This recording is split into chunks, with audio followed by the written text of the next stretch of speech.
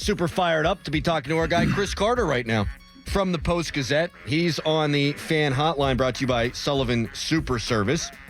Chris has been outperforming the NFL writer mean for the last 10 years, and he joins us right now. Good morning to you, Chris. How you doing, buddy?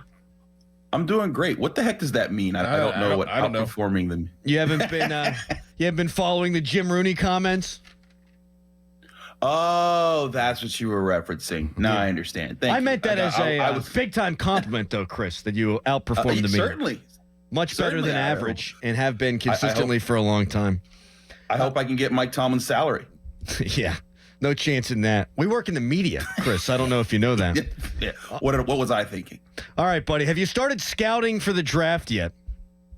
A little bit. I can't say I've delved in and gotten some crazy takes, but I have gotten some early sense of things, getting ready for the Senior Bowl, stuff like that. Do you think the Steelers should take a quarterback in the first 2 rounds? No. Do you think they will? Absolutely not.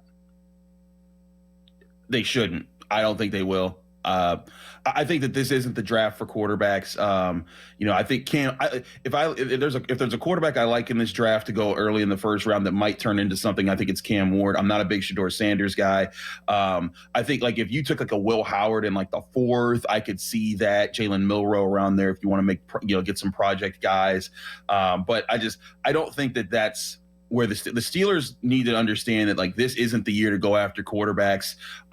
This is the year to keep building, so that if you when the day comes when you want to go get that franchise quarterback in the draft, and you think it is, that you have enough pieces around your team that you can feel comfortable enough to trade up to go get that guy and not cost yourself. To what Mike Tomlin said, a couple weeks back at the end of his press conference, he talked about teams that didn't necessarily need a high pick to go get their quarterback. People forget that Patrick Mahomes was gotten by a Chiefs team that just finished 12-4, was the 2nd seed in the playoffs, and had to trade up. But the thing was they had built so many different parts of their team, so they were ready to take on a Patrick Mahomes.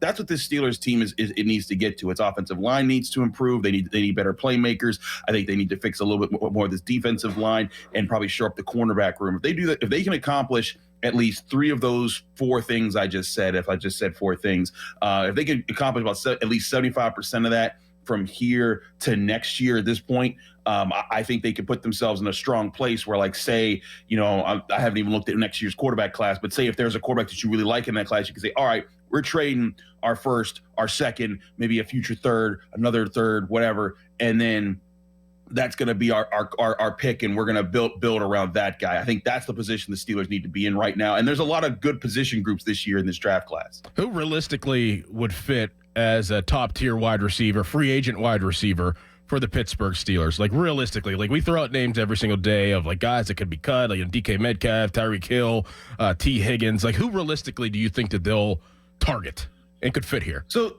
So T. Higgins is the big sweepstakes. That's going to be the one that everyone tries to go after. And that would be awesome if they got T. Higgins. I just don't know if you're going to win those sweepstakes. He's going to go to the highest bidder, and rarely are the Steelers that, because they have enough pieces around. Someone's going to be desperate enough to offer him a big contract. But if he was that guy, he would be ideal. I could see the Steelers, trying to, kick the tires on Chris Godwin, not for a crazy long deal, but just saying, hey, this guy's been a really good receiver, bring him in. But here's the thing. I think a lot of this also depends on, are you keeping George Pickens for the long term? Because this is his 3rd year, so this next year is his contract year. You need to decide that now. You need to decide if he's going to be your guy, sign him, or don't sign him. And if you don't sign him, you better trade him. If you're trading him, you need to have another option in place.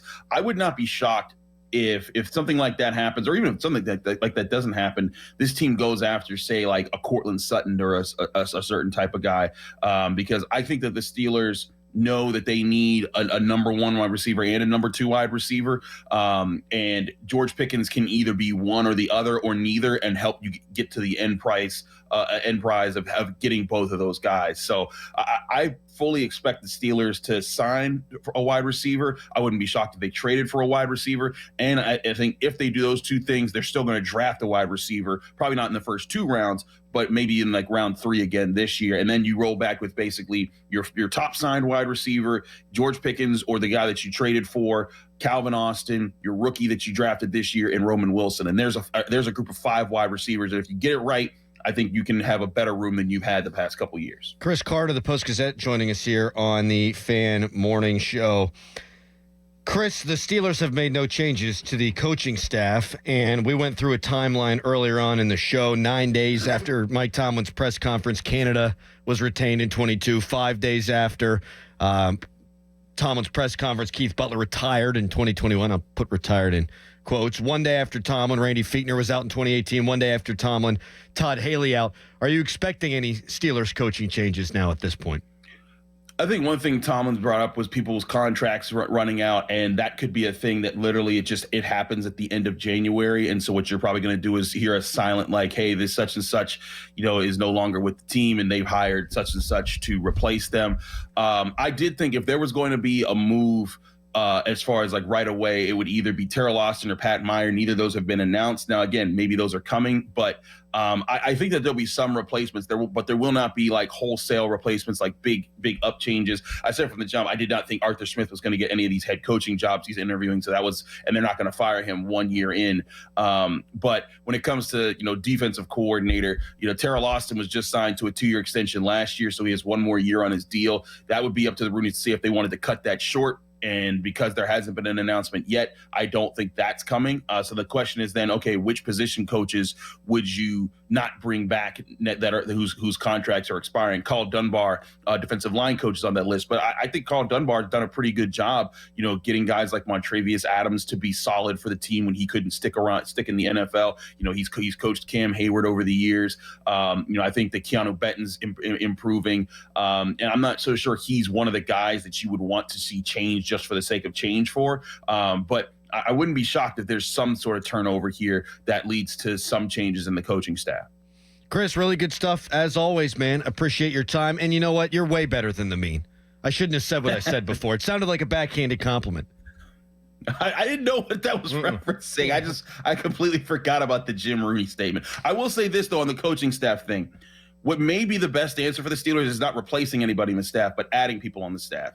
This staff needs more help. You saw what Brian Flores did, just simply bringing him in for Terrell Austin. Maybe they need a senior defensive assistant to help with more game planning for Terrell Austin, and maybe more offensive assistants as well. Couldn't agree more with that. Yep. We talked about that a little bit earlier on in the show. Chris, as always, be well, and I'll see you for TV Sunday night. Yes, sir. Take care. Thanks, Chris. Chris Carter, Locked On Steelers podcast and the Post-Gazette.